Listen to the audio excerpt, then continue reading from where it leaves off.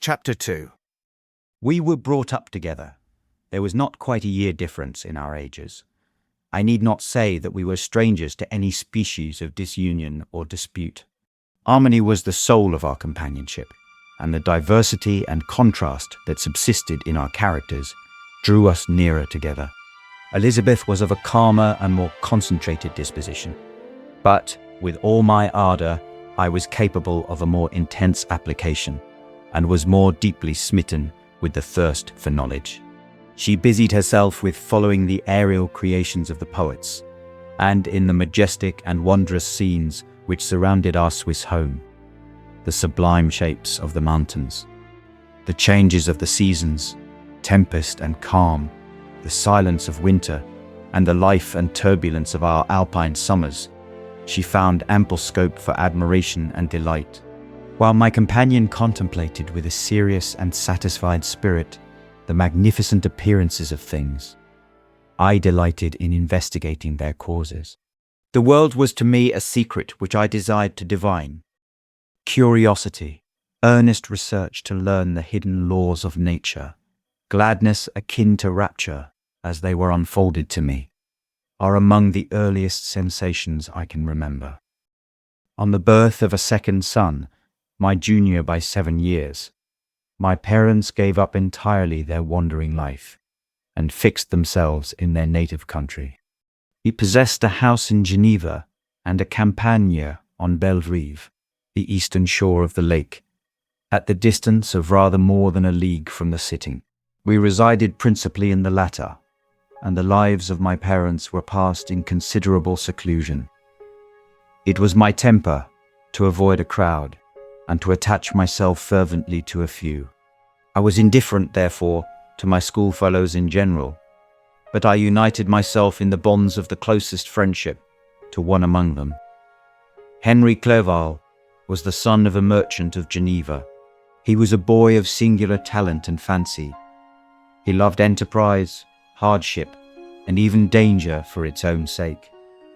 He was deeply read in books of chivalry and romance. He composed heroic songs and began to write many a tale of enchantment and knightly adventure.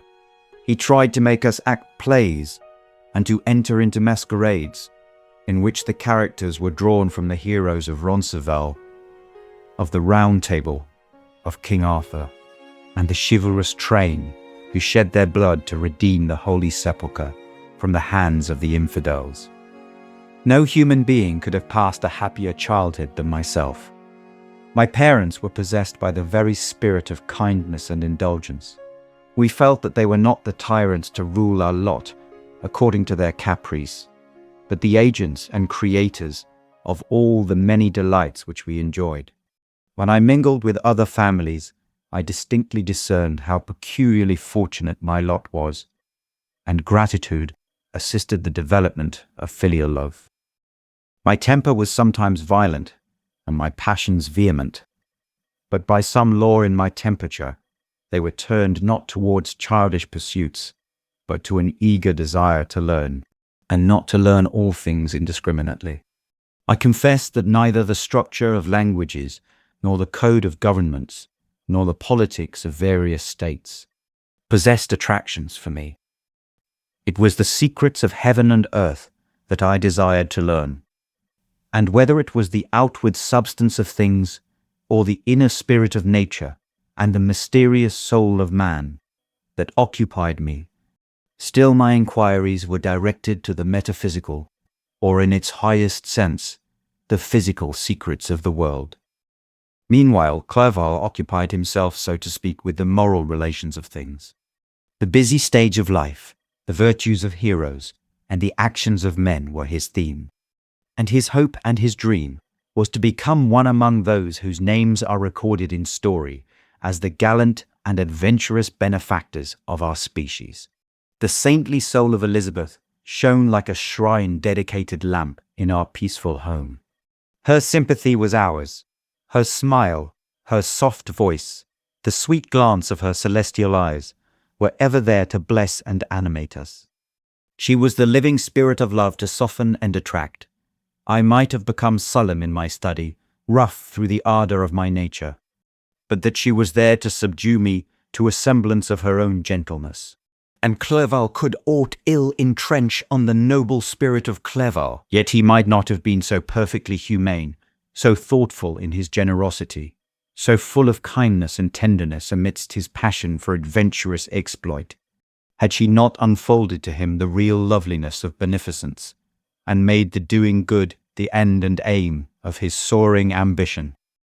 I feel exquisite pleasure in dwelling on the recollections of childhood, before misfortune had tainted my mind and changed its bright visions of extensive usefulness into gloomy and narrow reflections upon self. Besides, in drawing the picture of my early days, I also record those events which led, by insensible steps, to my aftertale of misery. For when I would account to myself for the birth of that passion which afterwards ruled my destiny, I find it arise, like a mountain river, from ignoble and almost forgotten sources. But, swelling as it proceeded, it became the torrent which, in its course, has swept away all my hopes and joys. Natural philosophy is the genius that has regulated my fate. I desire, therefore, in this narration, to state those facts which led to my predilection for that science. When I was 13 years of age, we all went on a party of pleasure to the Bards near Thonon. The inclemency of the weather obliged us to remain a day confined to the inn. In this house, I chanced to find a volume of the works of Cornelius Agrippa. I opened it with apathy. The theory which he attempts to demonstrate and the wonderful facts which he relates soon change this feeling into enthusiasm. A new light seemed to dawn upon my mind, and bounding with joy, I communicated my discovery to my father. My father looked carelessly at the title page of my book and said, "Ah, Cornelius Agrippa. My dear Victor, do not waste your time upon this. It is sad trash." If, instead of this remark, my father had taken the pains to explain to me that the principles of Agrippa had been entirely exploded, and that a modern system of science had been introduced which possessed much greater powers than the ancient, because the powers of the latter were chimerical, while those of the former were real and practical. Under such circumstances, I should certainly have thrown Agrippa aside and have contented my imagination, warmed as it was, by returning with greater ardor to my former studies. It is even possible that the train of my ideas would never have received a fatal impulse that led to my ruin. But the cursory glance my father had taken of my volume by no means assured me that he was acquainted with its contents, and I continued to read with the greatest avidity. When I returned home, my first care was to procure the whole works of this author, and afterwards of Paracelsus and Albertus Magnus. I read and studied the wild fancies of these writers with delight. They appeared to me treasures known to few besides myself.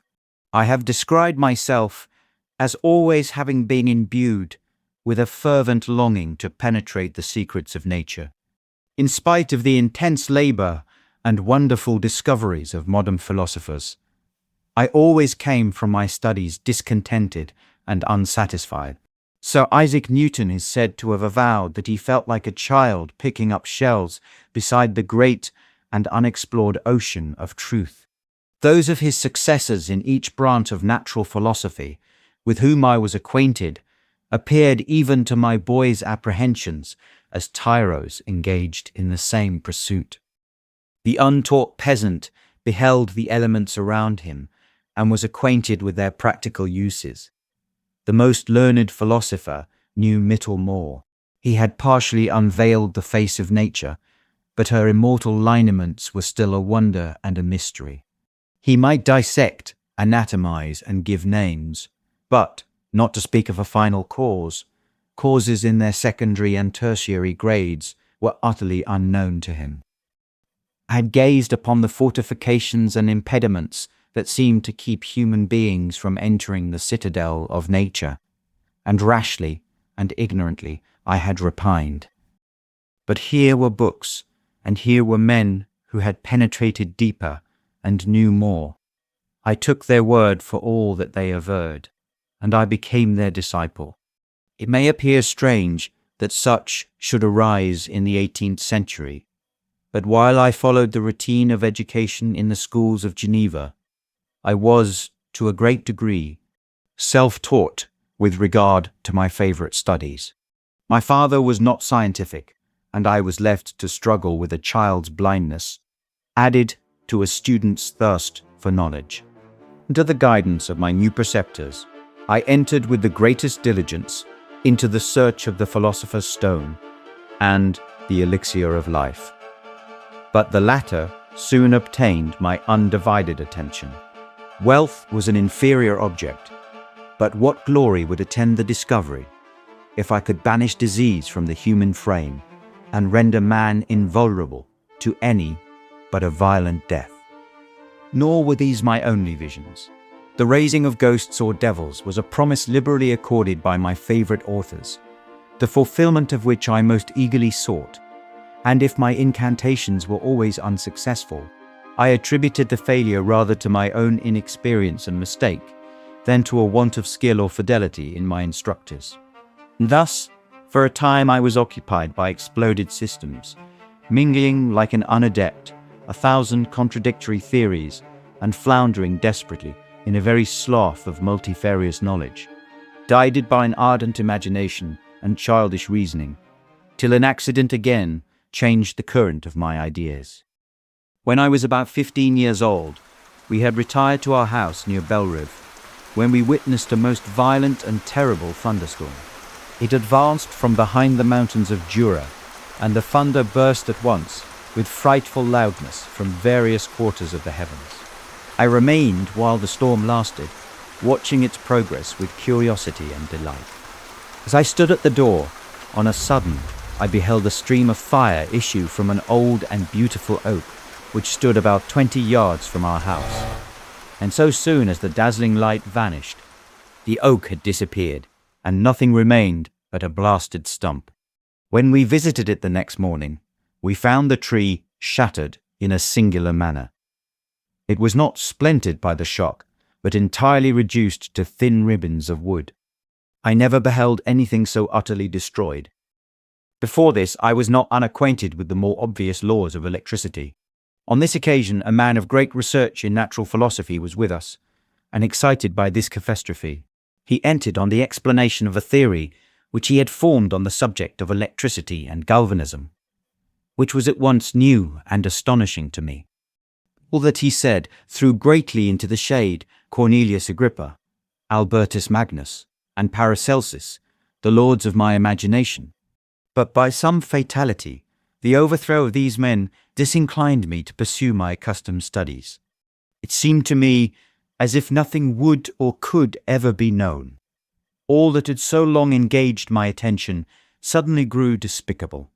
By one of those caprices of the mind which we are perhaps most subject to in early youth, I at once gave up my former occupations, set down natural history and all its progeny as a deformed and abortive creation, and entertained the greatest disdain for a would-be science which could never even step within the threshold of real knowledge. In this mood of mind, I betook myself to the mathematics and the branches of study appertaining to that science, as being built upon secure foundations, and so worthy of my consideration. Thus strangely are our souls constructed, and by such slight ligaments are we bound to prosperity or ruin. When I look back, it seems to me as if this almost miraculous change of inclination and will was the immediate suggestion of the guardian angel of my life, the last effort made by the spirit of preservation to avert the storm that was even then hanging in the stars and ready to envelop me. For victory was announced by an unusual tranquility and gladness of soul, which followed the relinquishing of my ancient and latterly tormenting studies. It was thus that I was to be taught to associate evil with their prosecution, happiness with their disregard.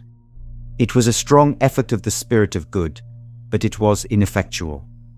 Destiny was too potent, and her immutable laws had decreed my utter